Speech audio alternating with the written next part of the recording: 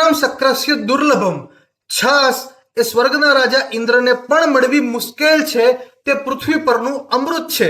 પરંતુ શું તમે પણ અમૃત સમજીને અડધો લીટર 1 લીટર ગટગટાવી જાવ છો તો તમે તમારા શરીરને નુકસાન પહોંચાડી રહ્યા છો।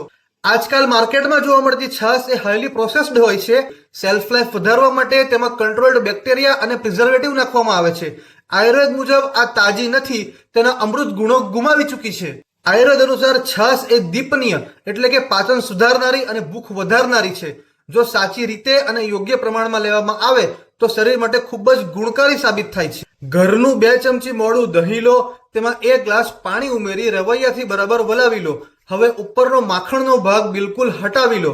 જ્યાં સુધી છાશનો સ્વાદ સહેજ મીઠો અને તુરો ન લાગે ત્યાં સુધી છાશ બરાબર તૈયાર થઈ નથી। તેમાં શેકેલું જીરું અથવા સેંધવ મીઠું ઉમેરવાથી છાશનો ફાયદો અનેક ગણો વધી જાય છે। છાશ હંમેશા બપોરે જ પીવી જોઈએ અને દિવસમાં 1 થી 1.5 ગ્લાસ પૂરતી છે।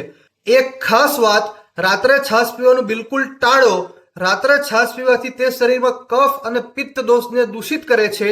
શરીરમાં સાંધાના દુખાવા, શરદી, ખાંસી કે સ્કિનની તકલીફ લાવી શકે છે। તમારી પ્રકૃતિને ઓળખો અને તે મુજબ જ આહાર લો। જો તમને વર્ષો જૂની પિત્ત કે એસિડિટીની સમસ્યા રહેતી હોય તો પ્રોપર આયુર્વેદિક કન્સલ્ટેશન જરૂરી છે। અમારો સંપર્ક કરી શકો છો।